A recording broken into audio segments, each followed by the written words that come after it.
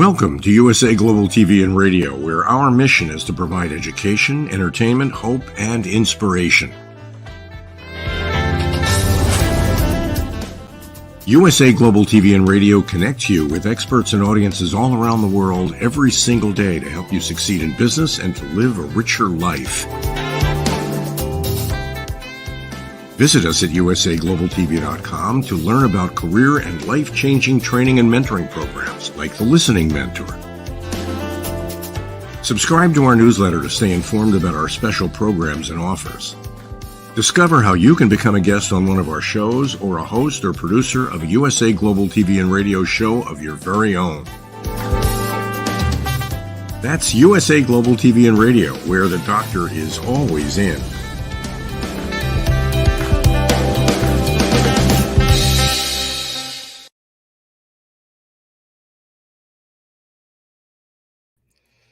Hello, welcome to USA Global TV and Radio. I'm Dr. Jacalyn Kerbeck, and I hope you're going to get on the bus with us today.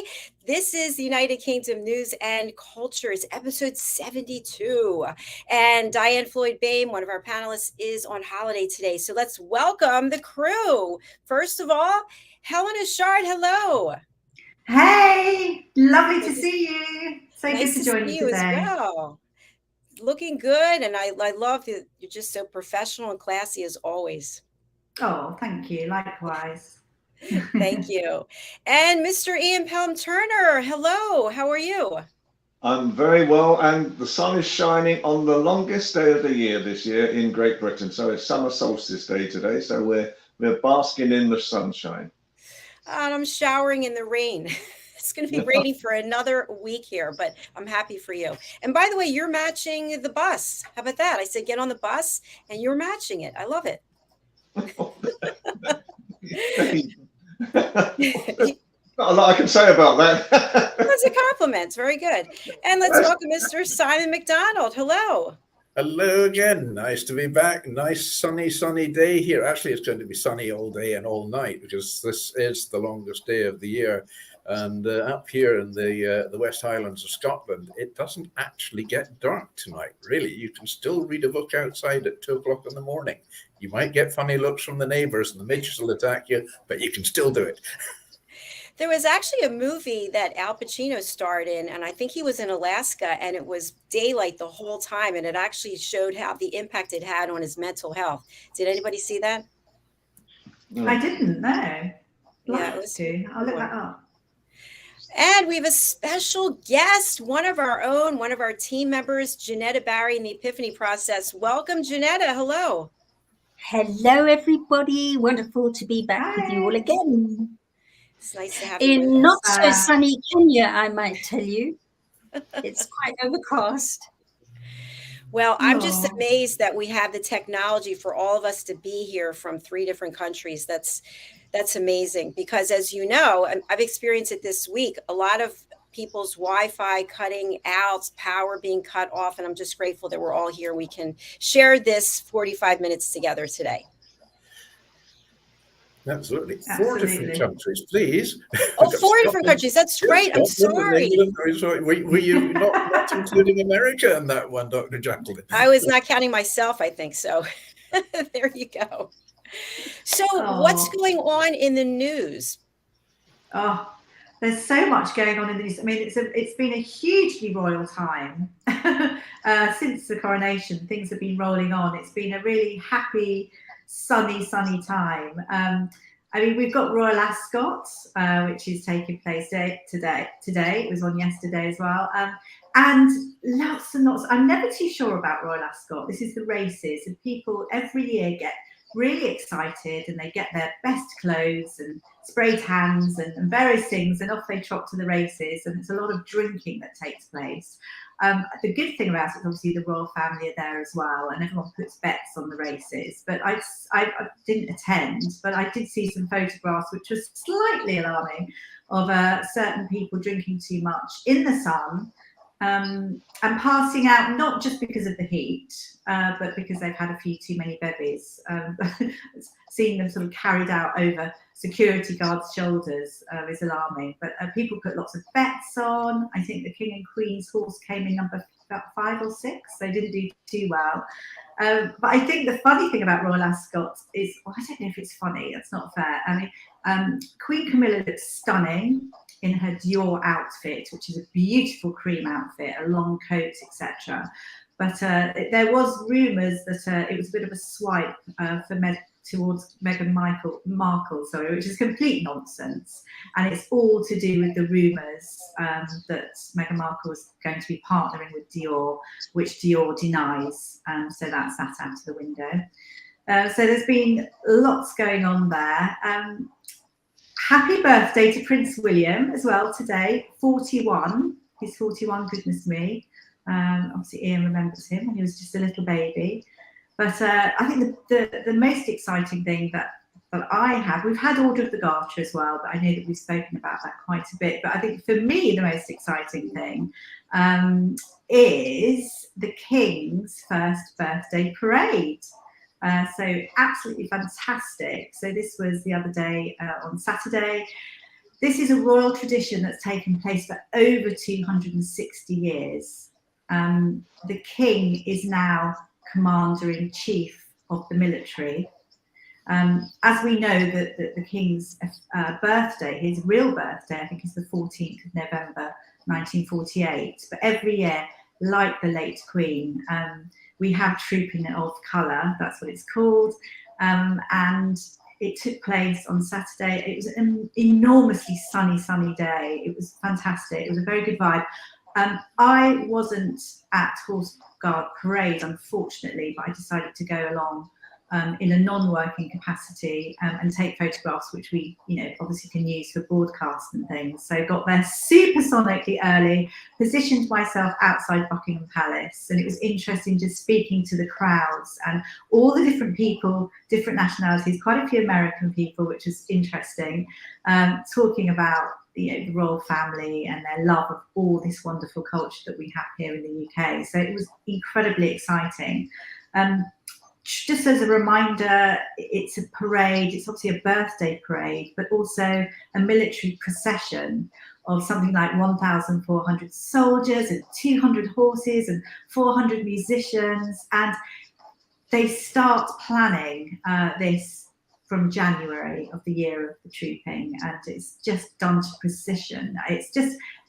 It's a wonderful day of pride when you see how immaculate everybody is, and wonderful seeing the royal family.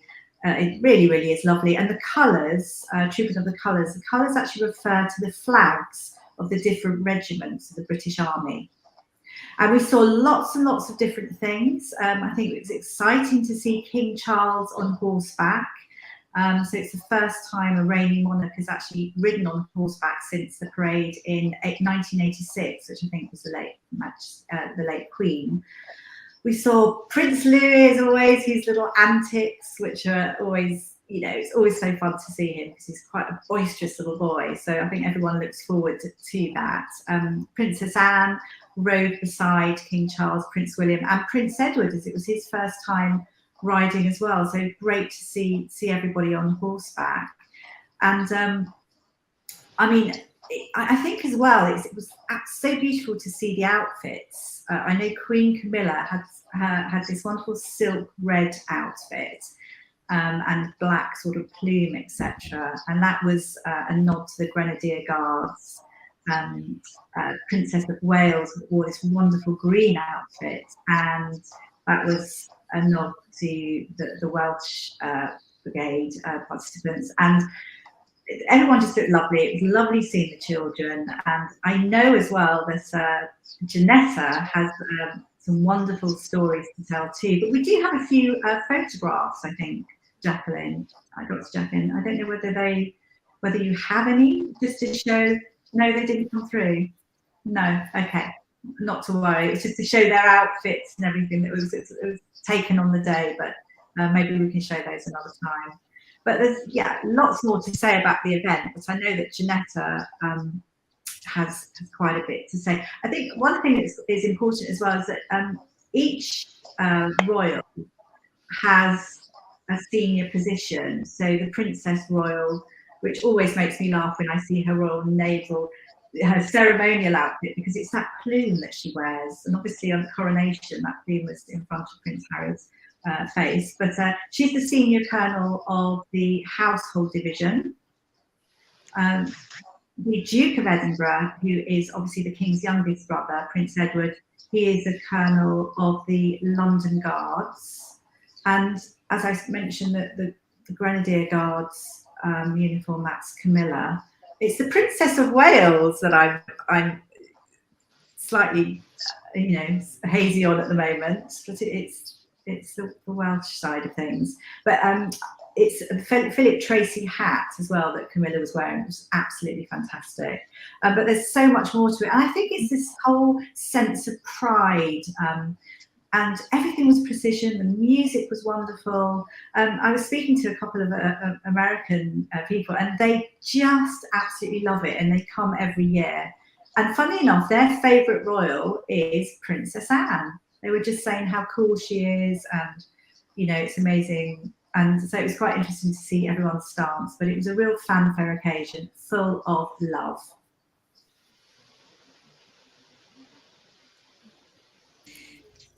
That so many things are coming to mind. And first of all, I want to announce that I am available to do a contract with Dior if they're looking for another person to rep their clothes and makeup, etc. It's a funny story. So the royals always look so beautiful, so gorgeous, so handsome, the way that they're dressed. I was wondering, after you wear a dress, does it then go into the archives or charity? Can you wear it again? Can you actually be seen in the same thing a second time? Yeah, absolutely. I mean, the Princess of Wales, Kate Middleton, she's really well known for recycling her outfits on different occasions. So yes, they can recycle. But obviously, if you're wearing the whole, the whole, almost like the Grenadier Guard outfit, if I don't know whether you saw the everybody on the horse guard, the King, Princess Anne, everybody, their whole outfit, that they would just be taken off straight away once worn and put away for the next time. So it just depends what everyone's wearing. But yeah, beautiful. Absolutely beautiful. Oh, and then it's just come to me. Apologies. I was talking about Princess of Wales and her wonderful green coat dress in honour of the Irish Guards, because obviously she became Colonel of the Irish Guards in March. So her wonderful green outfit was a nod to them. Apologies, I said Wales. It wouldn't come to me. It's absolutely fantastic. And in fact, just to say as well, that outfit that she wore was made by Andrew something or other, who's from Singapore. And there's a strong thought that obviously the Earthshot Prize is being held in November in Singapore. So it's almost like a nod to the country. It's going to be held in November. That's so exciting. I mentioned before David Attenborough and that clip that you had from before. I just love that. The Earthshot. We have a comment, by the way, from someone on LinkedIn, Rebecca Vigas. Hello, thank you for joining us. I think we in the US are fascinated by the traditions you have in the UK with the royal family. We don't have these kinds of traditions, I think in part because we don't have long-term governmental families. Thank you, Rebecca. Thank you. Anyone care to comment? Well, I wanted to add on to that, and thank you, Rebecca. Rebecca is somebody very close to me in your global village, so it's wonderful to have your support, Rebecca. And yes, I so agree. That attachment to all things royal really makes a difference. It puts meaning and a sense of purpose when you've got that pomp and ceremony. And I wanted to mention that I was really touched at the Duke of Kent being there. I mean, he's no spring chicken, and he was sitting there on the podium with Kate and Camilla, And what a feat to be there. I just thought, wow, that's amazing, amazing man. So that was another thing that touched my heart. But why I thought I would step forward a little bit is there's a bit of a backstory to this. Um, my children growing up in Kenya, obviously I grew up in Kenya, and my children grew up for a good part of their childhood in Kenya. And the two families, the Barry Steedman family and the Leonard family, we were very close. They all went to school together. And at one point, I was flat out working for an American company setting up in Kenya. And then I got very ill with cancer. And Chris Leonard, the mother of the other family, stepped in each time. She kind of took my four under her wing with her four children. And so every day she'd pick them up and take them home. And when I was ill, I was airlifted out of Kenya. And she did the same. She's been an enormously amazing friend. And when my daughter Jenny died from suicide, it was Chris that stepped forward and said, right, I'll do the Kenyan memorial, which she did. She organized it all. So she's a friend of note, and she was obviously at Andy and my wedding last year here in Kenya in October. And so it's really with quite a lot of pride when I see how Chris almost single-handedly brought up her four, practically my four as well at times, and how they've achieved. One of them is her one daughter, Davina, is a very accomplished actress, and she's actually in the theatrical production Insight as a voiceover for Jenny's excerpt from her diary and one of the dance numbers in Insight, which is a production we put on depression, suicide, and solutions. So for Davina to do that on behalf of Jenny, because they all grew up together already, is quite heart-touching for me. But on Saturday, I was really beaming with pride because the other two, Kimberly and Johnny, were featured on Saturday at the King's birthday parade. So, Dr. Jacalyn, if you'd like to just bring up our slides, that would be great. Okay, so this is Kimberly Leonard. Kimberly has been with Sky News as a news presenter now for about 6 years. So she's the eldest, obviously, from Kenya. And then we were just all over the moon. This is Johnny Leonard, captain. This is her only brother. There are 3 daughters and a son.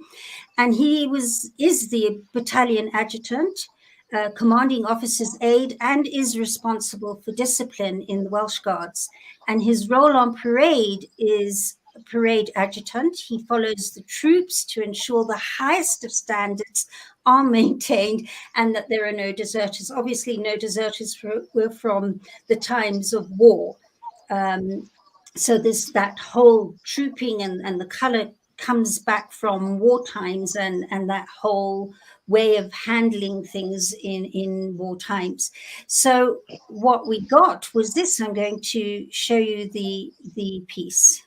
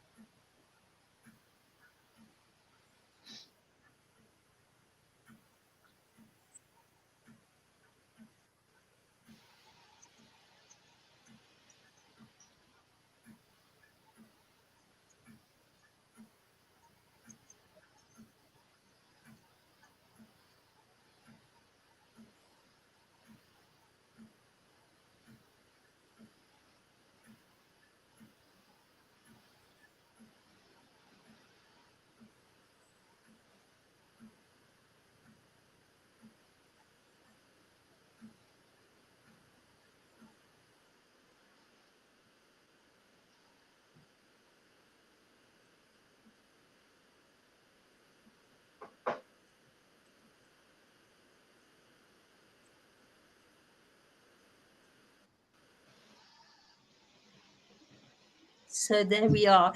I still have to pinch myself that that's Johnny on a horse, because to me, Johnny was this very active little boy, and it's like, that's Johnny. That's amazing. So I was bursting with pride on Saturday for Chris. She flew over especially from Kenya to be there on Saturday. Congratulations, Janetta. You know, I just found myself so mesmerized and captivated. Even though we couldn't hear any sound, I was just drawn in by the visuals of so many people, all just in alignment for the same purpose. And I don't know, I just absolutely love it. So thank you for sharing that. Wow, was there no sound at all? No. Well, okay, so the lone horseman was Johnny. He had got all the troops into place before it started, and then he went round and handed over, having got everybody in place. And at the end, it was saying, this is the adjutant, Johnny Leonard. And, he served in Afghanistan and Iraq as a paratrooper and very accomplished young man. So that was it in a nutshell. He's the 1st Battalion of the Welsh Guards, I think. Yes. Yes, he is. In fact, I can give you, Captain Johnny Leonard, Kenya, the battalion adjutant, commanding officer's aide, and is responsible for discipline. He joined the army in 2011, passing off from ITC Catterick as a private soldier in the Parachute Regiment, where he served for 7 years. During his time with the Parachute Regiment, he deployed numerous times overseas, including Afghanistan and Iraq. Very good, very good. And he has to make sure there's no defaulters as well. No default. I can't imagine there would ever be. They're so immaculate. No deserters at all. Not allowed. Ian, what are your thoughts? I mean, I've seen it a lot of times, and it was something, again, very interesting to see how Charles is changing, I think, at the moment. I think the reality of riding on horseback again, and with a very frisky horse as well. I'm not sure he apparently he had met the horse several times beforehand, but on the day it seemed to sort of take a different meaning to whatever he wanted to do. So it was interesting from that point of view. And I think the reality with all these things is that as long as it celebrates Great Britain and the meaning of really of things like trooping the colour, it does bring in hundreds of thousands of people. And that's all good for Great Britain and for all the countries within Great Britain itself.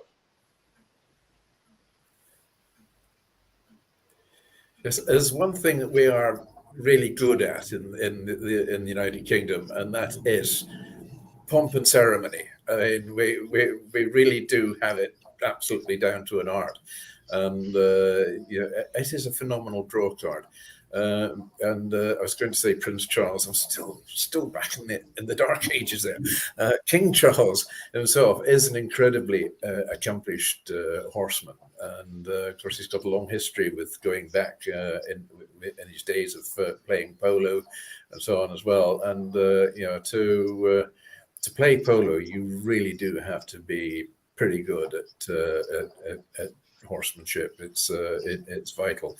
But yes, I did notice the horse did play up, but he handled it extremely well. I think lesser people would have had their hands full of big problems that day. But no, he did it well, and he did it with dignity. He stayed in the saddle, which was the main thing as well. Heaven forbid if he'd come off. But pomp and ceremony and these kind of parades we excel in, and it does bring an awful lot of people to the country. It's our heritage. And heritage is actually so important. Thank you. Sorry, there's a lot of noise going on here. So I wanted to just share that the parades that I'm used to here in the States, the first thing that comes to mind is the Macy's Day Parade or the Mummers Parade, or when a football team wins the Super Bowl. And the parades are, to me, completely different, totally chaotic, people out of control, frenzied. So it is nice to see. I love order, structure, discipline. I love the uniforms. I just love the whole classiness and elegance of it.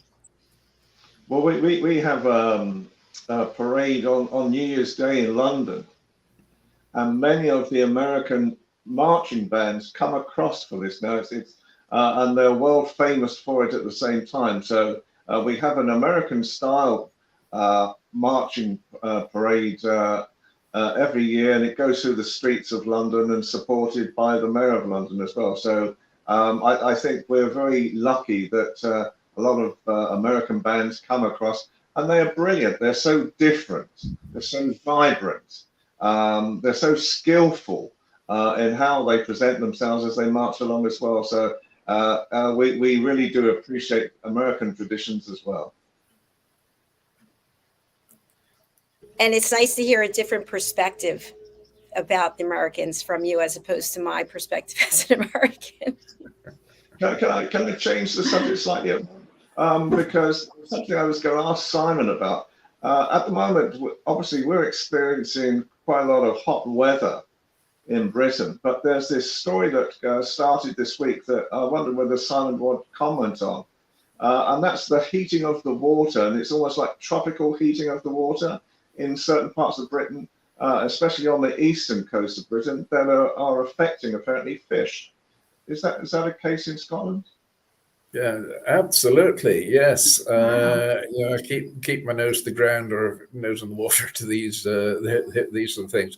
And over just off around Aberdeen way on the east coast there, sea temperature has raised by 4 degrees, which is way beyond the 1.5 degrees, which we were looking for climate change. So there's a lot of concern about that. I mean, fish species now, I keep trying to persuade our aquaculturists, and that's a long word for this time of day, and our fishers as well, to consider the future. You've got to look ahead, because there's certainly a lot of evidence that over the past number of years that cod stocks have started to move further north.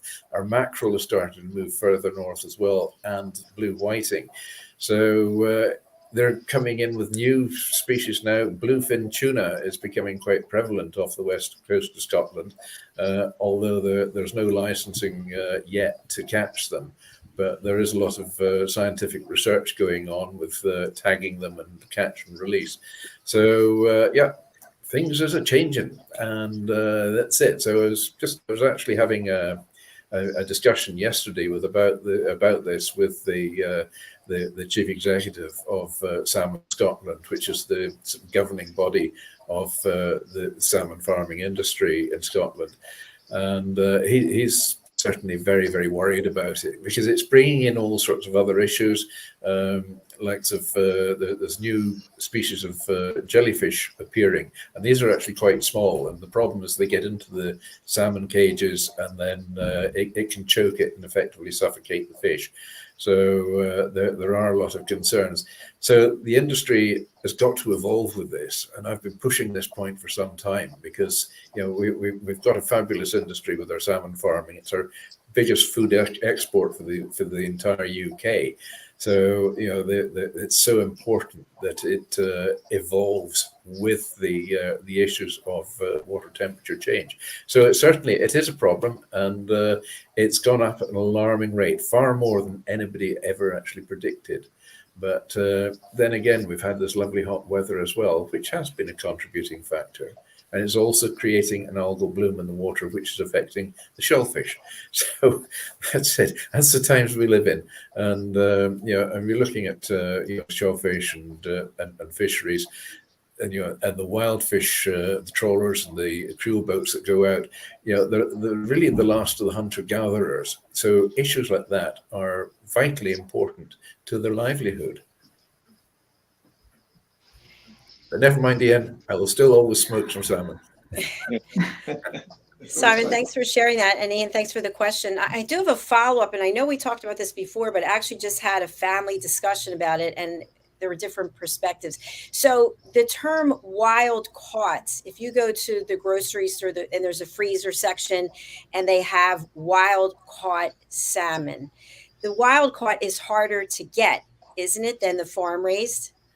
Yeah, yes. I mean, if it's wild, it's absolutely furious, and it's just got to go that way.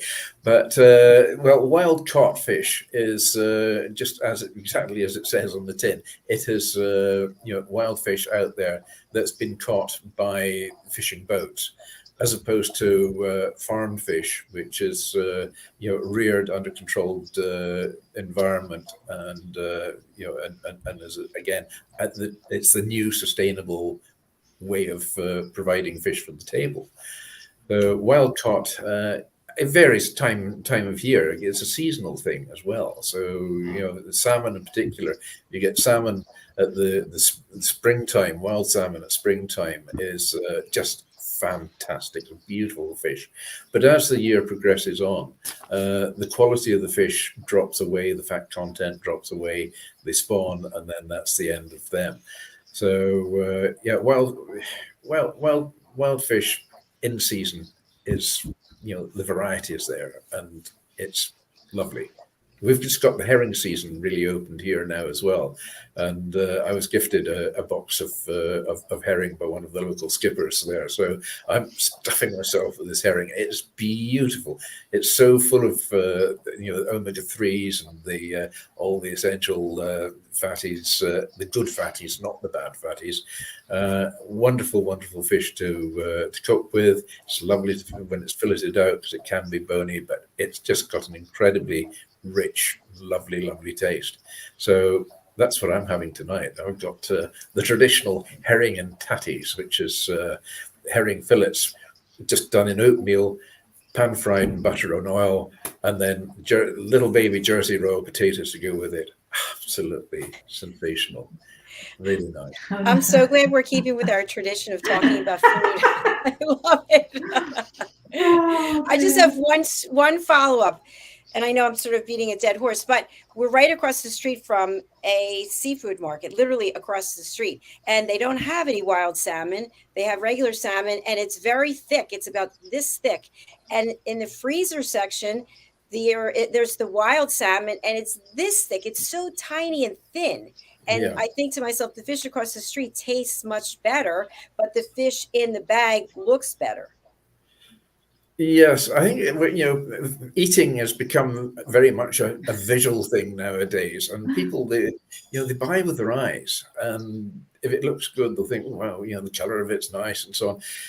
It's a bit of a bone of contention with me because I see so often in the shops smoked haddock, and it's been dipped in this awful yellow dye or tartazine, and there's absolutely no value in putting this coloring in it. I think it should be banned. I mean, it's a chemical. Why do they need to put chemicals in to make it look a different color than it actually is? If you're smoking it, should be a nice pale straw color coming from the smoke. You don't need to go and pour artificial coloring in with it as well. Total waste of time, waste of money, and waste of people's health. So that's my point on it. But with the wild salmon that you're getting in the shop there's so many different species of salmon, 10, 15, 20 different variations of salmon. So you'll get variations in size and variations in the coloring as well, because the coloring in the salmon in the wild comes from what it's eating, and that pink color of the flesh comes from the salmon are coming in on the shore, and they're starting then to eat little shore crabs and prawns and shrimps and so on like that. And it's when they're eating those, it's the shell creates the pigment of color, which then goes into the flesh of the fish. And it's the same with farm salmon as well. Now farm salmon feed consists very largely of ground down shells from shellfish from the processing industries. So again, that gives that natural color. But because they're getting 3 meals a day, then they're getting more feed, they're growing quicker, and so the color will intensify to a certain degree. Fascinating. Thank Too you. technical about it. But there we go. I mean, we're talking about the sea just now. But what about this submersible with the Titanic? Is there more news from your end about what's happening? Because obviously there's Brits on board at the moment. We're hearing that noises have been heard. Apparently, banging noises have been heard every half an hour. But is there anything more in America that's coming out about the submersible?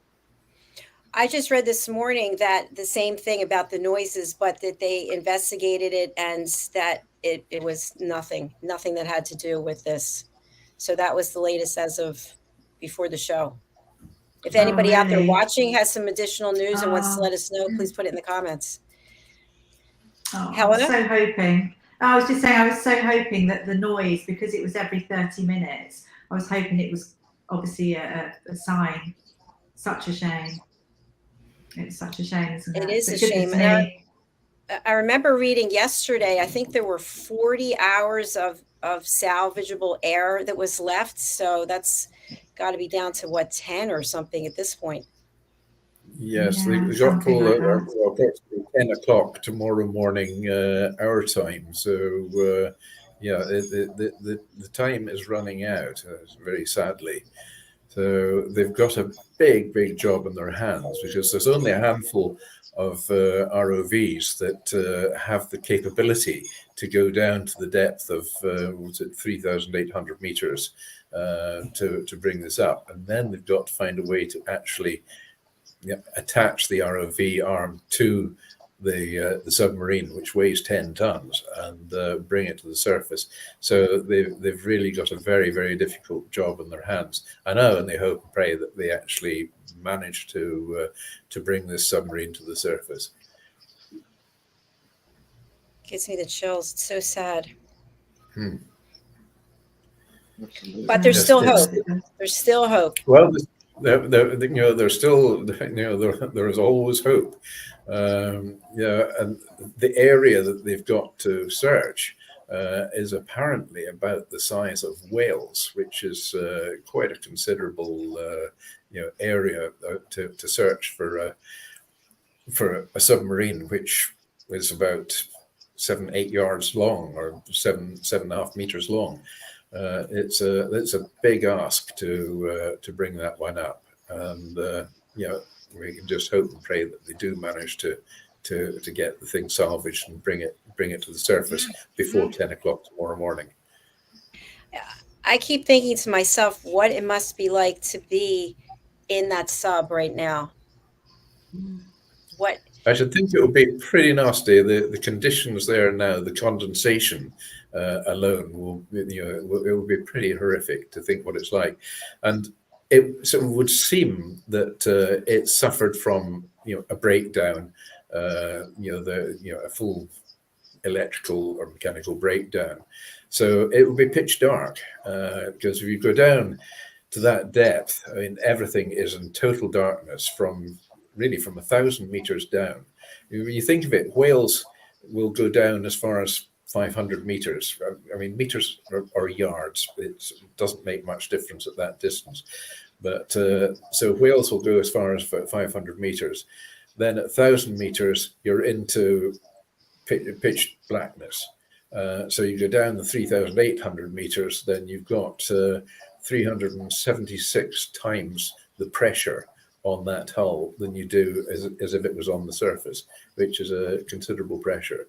So, and it is absolutely pitch black there. So if if your power systems have gone down, let's just hope you've got a pretty good torch in your hand as well to see what you're doing. But I think the submarine itself there's a lot of questions being asked about the the structure of the submarine that's being used, right down to it being the control game control thing for a PlayStation, which is using to actually captain or to command and propel this little submarine. So there's a lot of issues.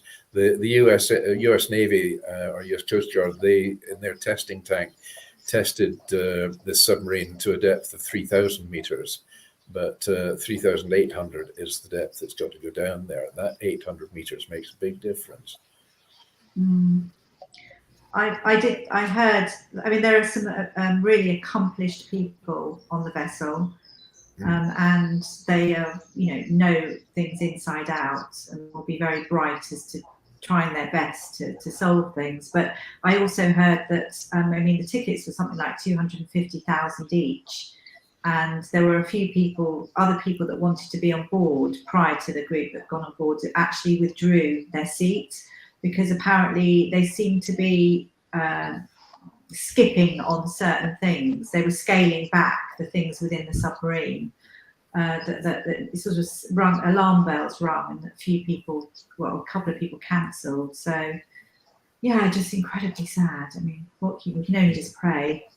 But I think it's it makes you feel so thankful for life, because you just don't know what's around the corner. I think they had to sign death waivers as well. So I mean, it's very much part and parcel of knowing what could possibly happen doing something so adventurous. Yeah. I mean, it's a strange fact. We know more about what's going on in outer space than we do what's going on the ocean floor. So it makes you think. I was just going to say, I think we've got to be careful at the same time with all these allegations coming on as well, because there's so much coming out at the moment, and whether or not there were issues with the craft or whether there have been cutbacks, that's just allegations. It's not been proven at all at the moment, and it is, and so it is the hardest thing probably for the families more than anything. And for the father to take his son down as well for a 19th birthday, I think, that was happening. It's tragedy. But I just wonder as well, should there be a total ban? Why can't we leave the Titanic alone? I don't know. It is a grave in any way. And why can't we leave it alone? I suppose that open as well. Yeah, totally agree with you, Ian. I think there's bans on diving on war graves in Scapa Flow, and I think it should be the same with the Titanic. Okay, we've found her, we've got photographs of her. That's it. Let them rest in peace now, because I mean that was one of the greatest tragedies ever in the marine world. Yeah, it brings to light, we have so many shows about mental health. And when you think about what it must be like for them there in the sub, knowing the conditions are deteriorating, not knowing if anyone's going to be able to come to get them, and having all that money, and it doesn't matter. Doesn't matter. So true. Yeah. Gosh. Well, we are at the end of our show today. Is there anything else that anyone wanted to share before we sign off? Helena, have you covered all of the news you wanted to? We've got more news, but I always have reams of news, but as we've come to the end of the show, I won't go into it. I think what I will say is that obviously the photographs taken at Trooping of the Colour, King Charles' first birthday parade, we can show those next week, can't we, Dr. J? I think that would be a good thing. But actually, one thing I would like to say, I know coming to the end, small acts create impact, as we know, and obviously the cost of living, and we're trying to combat climate change. We've been talking about the seas, heating up and various things. And I was talking to friends. It's like, what is everyone doing? Are people scaling back somehow? Are people thinking about certain ways of helping our planet as such? There was a small little thing that I saw, that King Charles had turned down the temperature of the swimming pool in Buckingham Palace. I actually laughed to begin with, because you sort of think, goodness me. But it's something. It's something, and if everyone does something, that whole thing, small acts create impact. It's a step forward. Absolutely, Helena. I agree with you. We have a show on, it used to be called Presenting Pet Psychic Amina on Fridays, and now it's Coexistence and Sustainability with Pet Psychic Amina, because they're her two hot buttons. And she always talks about picking up trash. I mean, this just bend down, pick up some trash and get rid of it the proper way, recycle whatever has to be done. And each of us has the ability to do one thing that we might not think it's a big deal, but if we all do it collectively, to your point, it's going to make a big difference. We have a follow-up from Rebecca. Thanks all for all the news. Thank you for being with us. And also Gaffa, I'm enjoying the show today. Hello, everyone. And Gaffa's in Ghana. Thank you for being with us. Okay, Hello. let's go round the horn, so to speak, and leave our final messages for our lovely audience. We'll start with you, Janetta. Oh, okay. Well, just to say, I hope you're all enjoying your summer on that side of the world, and I look forward to seeing and watching more shows on the United Kingdom News and Culture. I think it's a marvelous show, and thank you for having me today. Thank you for being our guest, and thank you for sharing your slides. I always love to see what you put together. You always have very interesting presentations. All right, let's move over to Helena. Thank you. I'm going to end on leadership by example. And the reason I bring that up, this is what we all do, but this is to do with the birthday boy, so Prince William. And I'm excited to hear about a 5-year project that's about to come out. It's been kept secret and it's going to be announced shortly. And this is to do with homelessness, something that's very close to his heart since when he was with his mother from a young age. He is patron of Centrepoint, which helps homeless young people. And we have heard as well about him wanting to build social housing on the private estate, the Duchy of Cornwall. It's 130,000 acre property. So the fact that he now is controlling the estate and is talking about this, I mean, I think actually hats off to him. I think he's going to have a lot more followers, and it shows what a great king he will be in the future. So leadership by example. Brilliant. Thank you, Helena. Over to you, Ian. I think it's exciting times at the moment. It's obviously from a political point of view, our Prime Minister is in trouble in London, and I gather that your President is in trouble in America as well with his son. So I think, they say that 7 days is a long time in politics, and I think really what's happening across both our countries at the moment seem to sort of mirror one another. So hopefully we can get through these periods and we can create a better future for both our countries and build bridges. It is absolutely amazing what is going on over here. I'm speechless. I'm going to go over to Simon. Well, I always come up with some silly quote at the end of each week, but this one is for all the elevated listeners in our family. And I'm very proud to say that I am now regarded as an elevated listener, having done the course and so on. So I am capable of hearing without the aid of a hearing aid. And anyway, so we have 2 ears and 1 mouth so that we can listen twice as much as we speak. Wow, you got my heart on that one. Thank you. And Helena dropped off. Here she is. Perfect. Okay, everyone, we're signing off, and our next show is coming up. It's Global Social Entrepreneurs. So please do stay tuned for that, and I'll see the rest of you next week. All right. Bye, everyone. Thank you again. And Bye. DIANN, FLOYD, we missed you. We look forward to having you back. Bye.